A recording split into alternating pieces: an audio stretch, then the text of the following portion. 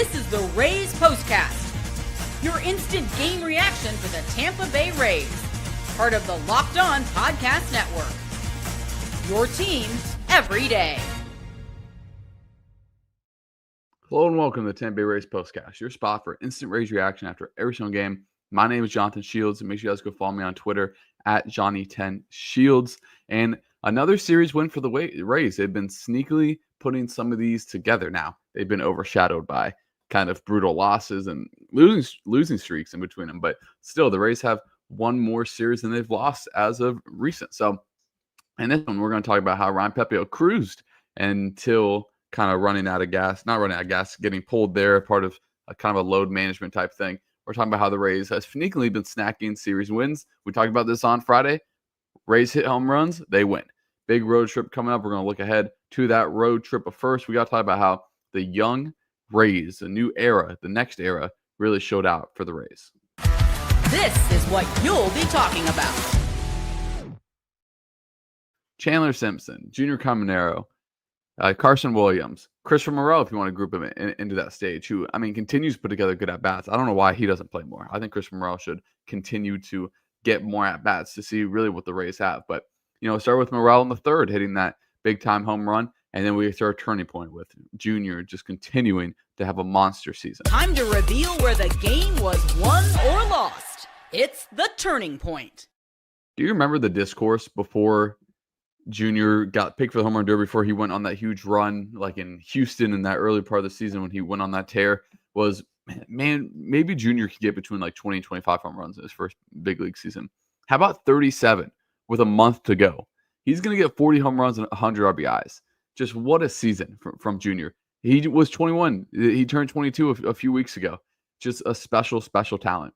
You know who else is 22? Carson Williams continues to show out and show his production. Hit the ball hard every single time he was up. Showed his speed, stealing a bag with a double. And then Chandler Simpson, who probably the furthest hit ball he's hit as a Ray.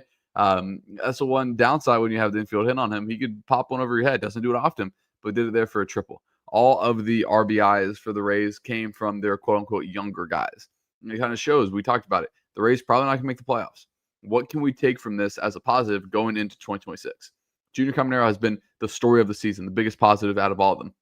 What Carson Williams has done in just 6-7 at-bats has been incredible. And, you know, again, this is a guy who every single time I see him take these good at-bats, it's like, yes, maybe he's turning a corner, but he was a sub 220 hitter this year in the minor league. So I hope he continues to produce. He's going to get all the opportunity in the world until kind of the Rays other guys come back. But he's been really good. Obviously, Chandler, if we're going to rank storylines, I mean, Chandler is number 2 or 3 in the production he's been able to do this year. And then obviously, like I said, I think Christian Morel deserves more playing time. And then let's get to our player of the game in this one. It's one of those young guys. This is the Locked On Player of the Game. Junior's 1 for 4 is the fakest 1 for 4 I've ever seen in my entire life. His first 2 balls were hit like 113 then 112. And then, of course, he hit one just to 106. That, you know, was a home run in 29 out of 30 ballparks. So, yeah, no doubter for Junior there. Happy to see him continue to have that success, man. And, again, this was after a 4.5-hour rain delay. This game's supposed to start at noon. This game was supposed to be over 4 hours ago. But, you know, the Rays continue to fight, right? Their game on Thursday was such a winnable game. So many mistakes cost them. They came back on Friday, beat down the Cardinals. The Cardinals got it 7-6. Carson Williams extends it. They end up winning pretty comfortably. Today, after a long rain delay, you know how easy it is to say, man, we got to get on a flight after this to Cleveland. You know, let's just come out and slow, which they did come out slow, honestly, but they were able to pick it up and still play with the level of energy and competitiveness that they need to. And frankly, that the Cardinals didn't. You know, the Cardinals finished with 4 hits.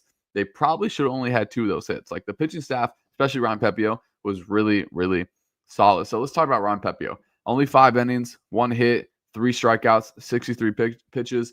This is one that the Rays, I guess, are monitoring. He's at like 152, 153 innings pitched on the season. Look, I trust the Rays front office, Kevin Cash, Kevin Snyder, and Kyle Snyder, and what they want to do to protect their pitchers. So it was 5-0 at the time. They said they wanted to use they wanted to use Van Bell, who, by the way, his stuff really moves. He kind of reminds me a little bit of Ed when you said it with that changeup. But so it was, why not get him out of there, save his arm a little bit? So No problems there. So, yeah, Pepiot continues to cruise. And look, in Sacramento playing the A's, he was really good for 5 innings, 4.5 innings. Then things kind of fell apart, stabilized it, picked up the win. In San Francisco to face the A's, again, he was really good for 5 2/3, and then things kind of fell apart. So the Rays kind of get him out before, if that is a trend, before he can turn it into a trend with kind of faltering down the stretch in the 6th inning. So not overly concerned there. He continues to be really good. Pepiot has been the Rays outside Drew Rasmussen, the Rays most consistent starting pitcher this year. He's just been as consistent as ever. He does have those blips like the 7 earned against New York, but he gave up 6 earned against Boston earlier this year. But outside of that, he's been relatively consistent, which is all you can ask for out of Pep. He's now has 9 wins on the year, ERA sub 4, 3.82. Really good year out of Pepiot. And we're going to talk about how the Rays have sneakily been stacking some series wins, but the losses have been kind of louder. How, again, the Rays hit home runs, they win the game. And we're going to look ahead to the Rays' big road trip right after this. This episode is brought to you by 5-Hour Energy Transfusion. Time to fuel up and turn it up with 5-Hour Energy Transfusion. The grape, ginger, and lime flavored shot brings back the iconic taste of a golf course favorite to a non-alcoholic boost. Perfect for sinking birdies or making great memories with friends. It's a hole-in-one for your energy game. Whether you're out on the course or needed just a little extra push to power through your day, 5-Hour Energy Transfusion delivers the clubhouse flavor you love without ever leaving the green. And you guys know the Rays had a lot of late nights recently, and of course they get this rain delay, so you need a few of those 5-Hour Energies to keep the energy up on this kind of rainy Sunday here in Tampa area. Golf is all about good times with good people and good flavors. The grape, ginger, lime flavor of 5-Hour Energy Transfusion gives you the best parts of your clubhouse go-to without leaving the course or chasing down the best cart. Now you can amp up the fun even more. Just buy, snap, and enter for a chance to win a dream golf trip for 2 to any golf tournament in the USA. Tee up that trip. Visit five-e-h-e-win.com for full rules and entry. No purchase necessary. Excludes the Masters Tournament. Ends August 31st, 2025. This episode is also brought to you by FanDuel. August 26th is officially FanDuel Futures Day, a brand new holiday for football fans who look for bold predictions and preseason hunches. For just 24 hours, FanDuel is giving you deals on NFL season predictions. So whether you're calling your MVP, eyeing a long shot division winner, or ready to crown your Super Bowl champ for Week 1 before Week 1 even kicks off, this is your moment. You guys know the reason why the Rays didn't play yesterday is because the Bucs did. Either the Bucs won the Super Bowl and Baker is going to be MVP. You guys bet that. The 26th, get those good deals. Visit the FanDuel app today and start planning your future bets now. Because Futures Day is one day and one day only. FanDuel, play your game. So if you guys are in the live, make sure you leave a comment, and we will get to them after we talk about how the Rays have kind of sneakily been stacking some series wins. Now, the losses have been louder, I think, than the series wins. But when you look at the Rays' schedule since they went out west, they won the Angels series. Talk about a good series win. Then they get swept by Seattle. Again, a loud loss, getting swept by Seattle. Then they win the A's series. That's winning 2 out of 3 series. They win the Giants series. That's winning 3 out of 4 series. Then they get swept by the Yankees, right? And again, those are loud losses. An extra inning loss, loud losses. Then you go to the Cardinals. You win that series. So to count, the Rays have won 1, 2, 3, 4 of the last 6 series. And most of the time, that leads to a better record than what they've had. They started the streak 50, 55, and 59. And they're the same 4 games under 500 they were then, which is unfortunate because, when you win 4 of those 5 series, you hope to be probably at least 2 games better. But, the Rays have been playing good baseball. It's just that those loud losses are loud, right? It's giving up 14 home runs in 2 games to the Yankees. It's the 3-run home run by Kyle Rodley in the 8th inning to just put the dagger in the Rays' heart. So they've been playing good ball. Don't let that fool you. And, it's still in front of them. The Rays still sit 6.5 back. They still play the Mariners again. They play Cleveland, who's in front of them. So, look, I'm not sitting here saying the Rays are going to make the playoffs. I'm more focused on how these young guys are going to perform. But, the fight that the Rays have shown this last 2.5, 3 week stretch has been admirable. And there are some positives to take away from it as well. You slowly start to see the lineup next year kind of form a little bit. So, we already talked about homers equal wins. 2 days ago, the Rays hit some big time home runs. You got the Carson Williams one, obviously Brandon Lau. Today, same thing. Junior hits a grand slam. You get Morel hitting the home run. When the Rays hit home runs, they're just a better team. So let's go ahead and look at the game tomorrow, tomorrow in Cleveland, 6:40 start. And it is going to be, if you guys didn't know this, Ian Seymour is starting for the Rays. So he's going to take that spot of Joe Boyle. They push Shane Baz back an extra day, give an extra day of rest. And he's facing Tanner Bibby, who is, I think, the Guardians' either first or second best pitcher. So this is going to be the tough one. If the Rays win this game, they can start to get gritty a little bit with the Guardians series. Instead of just going for a series win, 2-3, you really start to look at sweep. So now, Bibby's August has been Bibby's been bad the second half of the year. He was really, really good through the first part of the year, but in July he hit a 6.1 ERA. In August so far is a 5.9 ERA. His last time out against the Diamondbacks, 5 2/3, 7 hits, 4 earned, 5 strikeouts. Strikeout numbers have been there, but the walks are up. He has 11 walks this month. He has 2 games in this month with 4 walks. So pessimistic Rays fan here thinks that his bounce back is due against the Rays. He did face the Rays last year, went 6 innings, 8 hits, 3 earned, including 2 home runs. We're talking about the home runs, 2 home runs, and Jonathan Aranda hit a home run. So did Logan Driscoll. What a name, man. But anyway, Chris Morel hit leadoff that game, had a hit against them. Brandon Lau, obviously Jr., played in that game.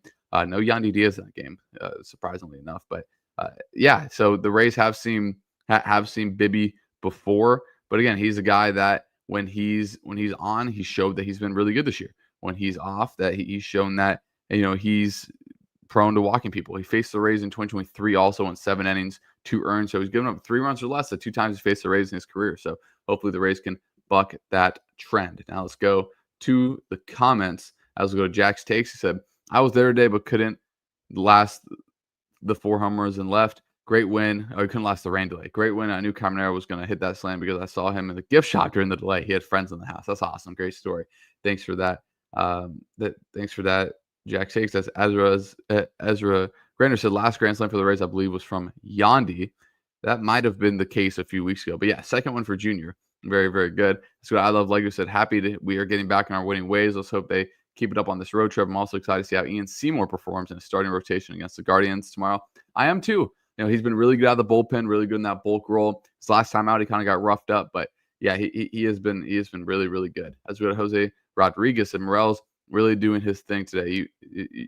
If they gave him more opportunities to do, he'd take the rust off the rust off his shoulders and really be something big for the Rays offense. Yeah, he could be, and I think that he should be playing more. Righty, lefty, I don't really care. I really think that he deserves some more playing time. As goes Stu Weinstein said, let's pencil in Carson Williams for the remainder of the year. He deserves a legitimate shot at winning the shortstop position going forward. Yeah, I agree, and he is the shortstop of the future. But I want to see a bit more. It's a great 2 games. The scouting report's going to come out. He's going to go through a slump at some point.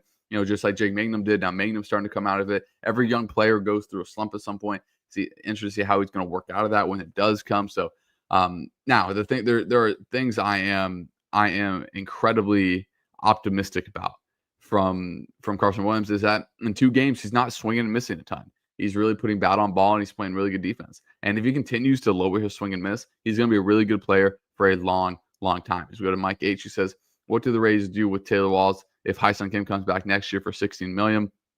It's his option, and Carson Williams gets going. Do they trade him?"